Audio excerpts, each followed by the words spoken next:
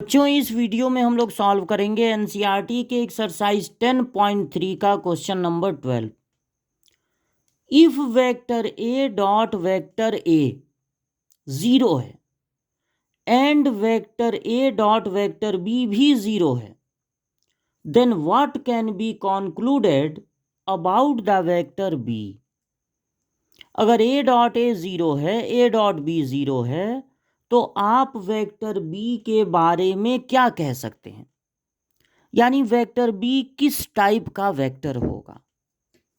अब देखिए, vector A dot vector A equal to अगर 0 है तो डॉट लगा है तो इसको लिख सकते हैं वेक्टर ए का स्क्वायर। ए डॉट ए मतलब वेक्टर ए का 2 बार मल्टीप्लाई, वेक्टर ए का स्क्वायर। अब वेक्टर ए का स्क्वायर का क्या मतलब है, किसी भी वेक्टर की जगह उसका मॉड्यूलस नहीं लिख सकते हैं, लेकिन स्क्वायर ऑफ वेक्टर, वेक्टर के स्क्वायर की जगह स्क्वायर ऑफ उसका मैग्नीट्यूड या मॉड्यूलस लिख सकते हैं। तो वेक्टर ए के स्क्वायर की जगह इसके मॉड्यूलस का स्क्वायर लिख सकते हैं। तो वेक्टर ए का मॉड्यूलस हो जाएगा रूट में 0, यानी वेक्टर ए का मॉड्यूलस हो जाएगा 0। Vector A dot vector A 0 होने का क्या मतलब है कि वेक्टर ए का मॉड्यूलस ही 0 है। अब देखिए, अगर मॉड्यूलस 0 है तो वो एक 0 वेक्टर होगा।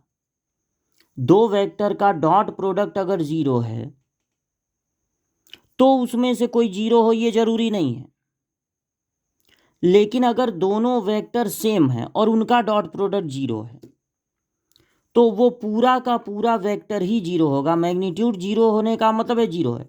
अब जैसे मान लीजिए, इसको यहाँ पर ऐसे समझिए, अगर ये रफ वर्क है, अगर वेक्टर ए होगा 2i माइनस 3j प्लस के, तो इसका मैग्नीट्यूड कैसे 0 हो जाएगा, रूट में 2 का स्क्वायर कुछ ना कुछ होगा ही, माइनस 3 का स्क्वायर कुछ ना कुछ होगा ही, 1 का स्क्वायर कुछ ना कुछ होगा ही, तो मैग्नीट्यूड 0 कैसे आएगा। मैग्नीट्यूड तभी 0 आ सकता है जब वो 0i 0j 0k हो, मतलब वो वेक्टर पूरी तरह से 0 हो, तभी उसका मैग्नीट्यूड 0 आएगा।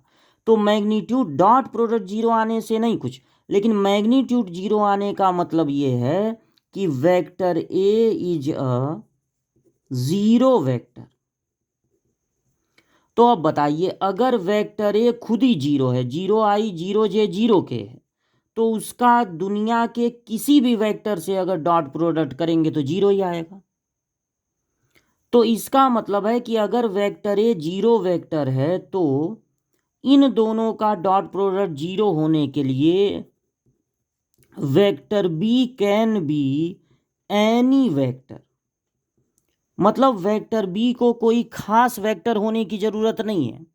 वेक्टर बी दुनिया का कोई भी वेक्टर हो, अगर वेक्टर ए ही 0 है, 0i 0j 0k, ये कैसे पता चला, डॉट प्रोडक्ट से नहीं, ये ऐसे पता चला कि उसका मॉड्यूलस ही 0 है। तो जब i j के तीनों के साथ 0 0 0 होगा तभी ऐसा हो सकता है कि मॉड्यूलस 0 आए, यानी वेक्टर ए एक 0 वेक्टर है। अब 0 वेक्टर का किसी भी वेक्टर से डॉट प्रोडक्ट या क्रॉस प्रोडक्ट करेंगे तो वो तो 0 ही आना है। अब चाहे वो वेक्टर किसी भी टाइप का वेक्टर हो, यानी कि वेक्टर बी को कोई खास वेक्टर होने की जरूरत नहीं है। अगर वेक्टर ए 0 वेक्टर है तो vector B can be any vector, कोई भी वेक्टर वो हो सकता है, इनका डॉट प्रोडक्ट तो 0 ही आएगा। तो ये जो लास्ट लाइन लिखी हुई है वही इस क्वेश्चन का आंसर है। पूछ रहा था कि what can be concluded about vector B, vector B के बारे में आप क्या कह सकते हैं, क्या वो कोई स्पेशल टाइप का वेक्टर होना चाहिए, नहीं, वो कोई भी वेक्टर हो सकता है, कोई भी ऑर्डिनरी वेक्टर होगा, दोनों का डॉट प्रोडक्ट 0 ही आएगा।